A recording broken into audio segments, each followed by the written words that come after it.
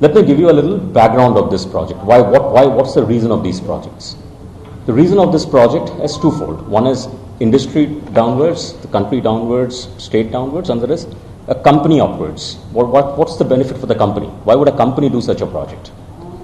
Now, when Andhra Pradesh, for example, got bifurcated in 2014-15, the brief to us was that this part of the state has been primarily an agricultural state.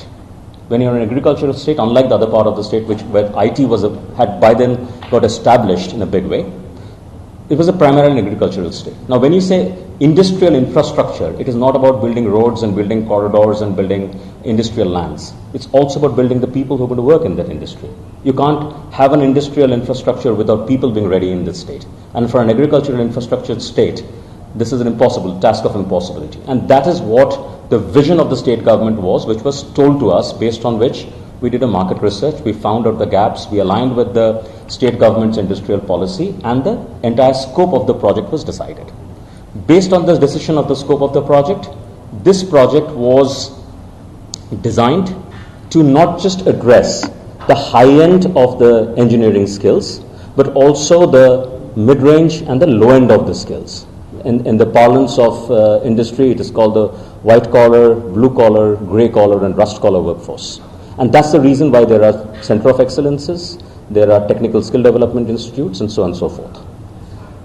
Established over 40 locations. Initially it was 36, it was extended without any change of any additional payment. It was extended over 40 locations, where over 200 plus labs have been set up. These centers span over 250,000 square feet and more. I don't know the latest numbers.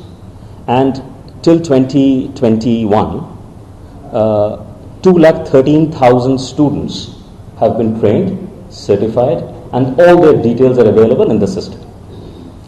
In 2021, so the contract was to build, operate, and transfer.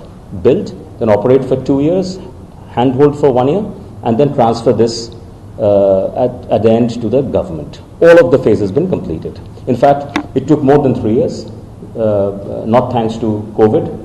The center was additionally run. Handover wasn't possible.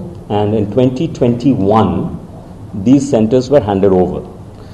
40 booklets for each of these centers with complete stock register, co-signed by Design Tech, who was the system implementation for the project, with APSSDC representing the state government, and with the center head, which is the principal of the college, have been signed and have been handed over to the government. At the end of the successful implementation of this project had received letter of commendation from APSSDC saying, great job done. And I'm talking about 2021. On the same 2021, the others, and this is letter of commendation has come from the managing director of APSSDC, not some officer. I was not in Siemens. This is my after knowledge. 2018 I left. I had no understanding of what was happening.